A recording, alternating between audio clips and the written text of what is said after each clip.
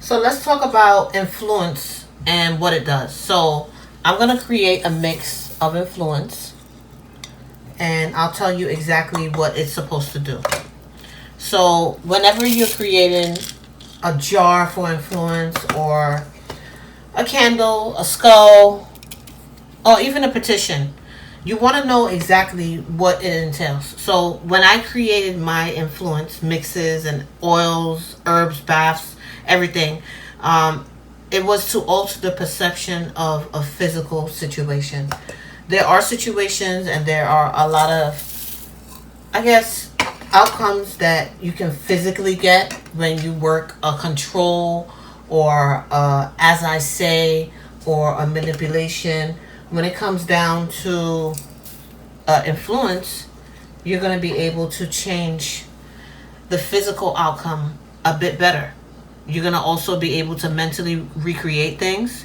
You're going to also be able to recreate changes that you think you set up or the person. So right now, if you're working a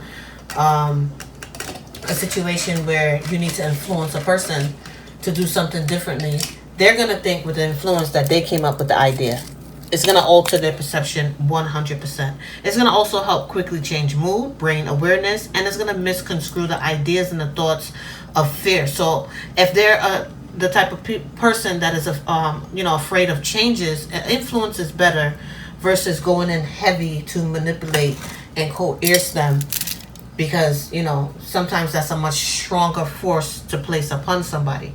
I added 1, 2, 3, 4, 5, 6 different types of roots into my blend, and then I'll bless it. I'll pray over it. I'll add it in bottles. I'll add it in jars. And if I need to sweeten you, then I'll think about what's the best outcome of sweetening you versus influencing you. Because if I need to influence you, you don't need to like what I'm doing. You don't need to even like me. All you need to do is create the changes that I put upon you. That is it. So anytime you're trying to influence somebody, sometimes it's best not to do a honey jar, because like I told you before, if you're doing a honey jar and somebody doesn't like you, they're not gonna like you. A honey jar doesn't always sweeten people. It doesn't always change that person. Sometimes you have to do a reconsider. Sometimes you have to cleanse their mind and their thoughts. And sometimes you got to reconcile the relationship before you start sweetening people up. Because a honey jar, and a lot of people do not know this, and a lot of people do not say this, honey jar does not sweeten every single situation that you put a person in. If you don't like me and I don't like you, ain't no honey jar going to change that. We don't like each other. That's not going to change overnight. And you working a honey jar upon somebody that really has a heavy, strong force of hatred for you and dislike and malice in their heart for you, a honey jar isn't going to do nothing.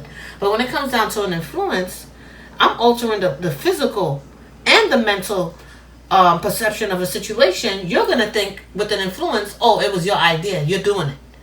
Even though I'm putting a type of force on you, an influence is a lighter force. And that's why I tell you guys to make sure you know what you're doing. Sometimes it's best to do an influence versus a control.